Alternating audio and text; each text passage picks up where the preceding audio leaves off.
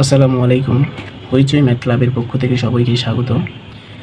আজকে আমরা বিসিএস সহ অন্যান্য চাকরির পরীক্ষায় এসে থাকে এমন একটা অঙ্ক, যেটা আমরা সমাধান করার চেষ্টা করব।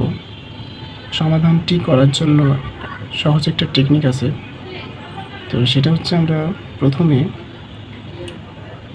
দুইটা কম্পেয়ার করব। এখানে প্রথম দুইটা যদি নিই, 2/11 আর আছে 3/11।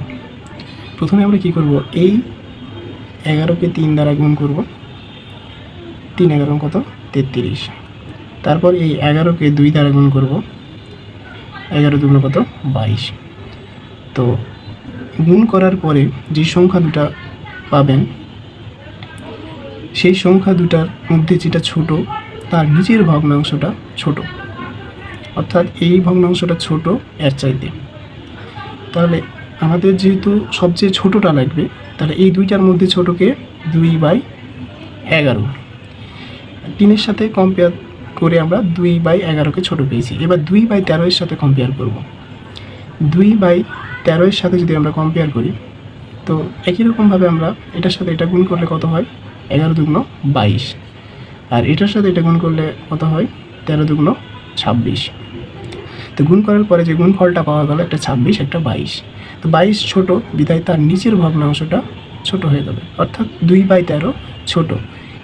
তাহলে এর চাইতে এতক্ষণ এটা আর এটার সাথে কম্পেয়ার করে 2/11 ছোট হয়েছিল। এবার 2/11কে যখন 2/13 সাথে কম্পেয়ার করছি, তখন এবার এটা বড় হয়ে গেল আর এটা ছোট হয়ে গেল। তাহলে 2/13 এখন পর্যন্ত সবচেয়ে ছোট আছে। আরও একটা আছে 4/15। তাহলে 4/15। এবার আমরা দেখি 4 তারাং কত? 52। আর এখানে 15 2 কত? 30। তাহলে গুণ করার পরে যে গুণফলটা পেলাম, একটা হচ্ছে 52 আর একটা হচ্ছে 30। তাহলে আমরা জানি অবশ্যই 30 ছোট 52 চাইতে। তাহলে 30-এর নিচে যে ভগ্নাংশটা আছে সেটা 4/15 চাইতে ছোট, অর্থাৎ সর্বশেষ আমরা যে ছোট ভগ্নাংশটা পেলাম সেটা কি? 2/13। তার মানে অ্যান্সার হবে 2/13। এখন আপনাদের জন্য একটা অঙ্ক, এটা কিন্তু 31তম বিসিএসে এসছে। আবার একই রকম অঙ্ক আর একটা এসছে, দেখেন 32তম বিসিএসে।